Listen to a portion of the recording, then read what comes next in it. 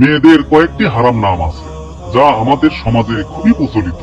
ইসলাম এই নামগুলোকে হারাম করেছে, অথচ এই নামগুলো আমরা আগ্রহ করে রাখার চেষ্টা করি। এই নামগুলো যদি কারো মেয়ের থাকে তাহলে আজকেই চেঞ্জ করার চেষ্টা করবেন, কারণ ইসলাম এই নামগুলোকে হারাম করেছে। এর মধ্যে প্রথম নম্বরে রয়েছে রিয়া। রিয়া অর্থ হলো লোক দেখানো।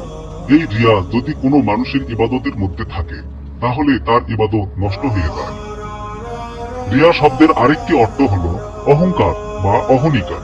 রিয়া নামটি যদি কারো রাখা হয় এটা তার বাস্তব জীবনের উপর প্রভাব পড়তে পারে।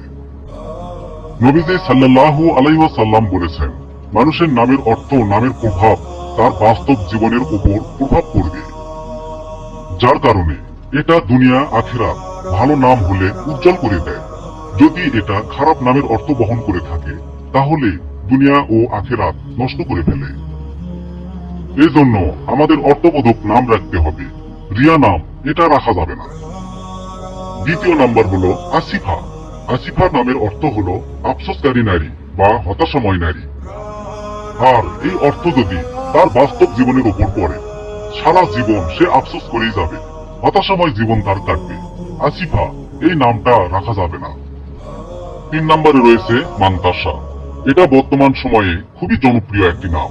মানুষেরা খুব আগ্রহ করে এই নাম রাখে। আগ্রহ করে রাখার পিছনে একটি কারণও আছে। বলেন কি হুজুর, এই নাম তো খুব সুন্দর।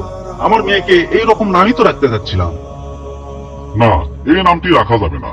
এই নামের আরবি যে অর্থ আছে সেটা আমরা অনেকেই জানি না। আমরা নাম রাখার আগে গুগলে সার্চ করে খুঁজি।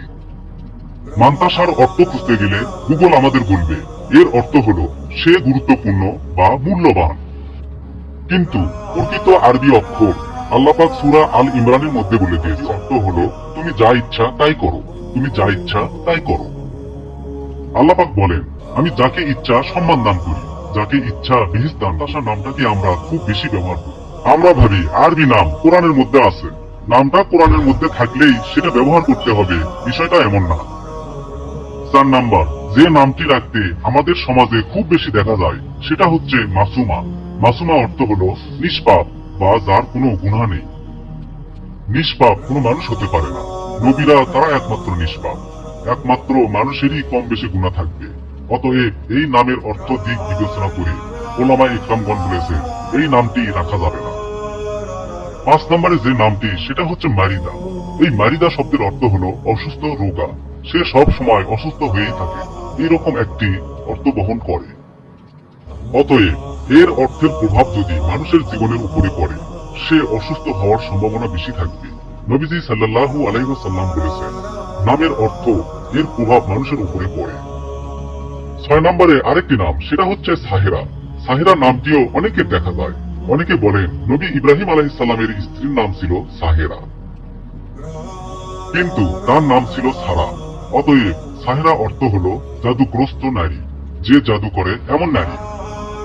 নবীজি সাল্লাল্লাহু আলাইহি ওয়াসাল্লাম হাদিসের মধ্যে এবং আল্লাহ পাক কোরআনের মধ্যে বিভিন্ন জায়গায় জাদুগ্রস্ত নারীদের ব্যাপারে কথা বলেছেন এবং তাদের উপরে অভিশাপ করা হয়েছে। অতএব সাহেরা নামটি রাখা আমাদের উচিত হবে না।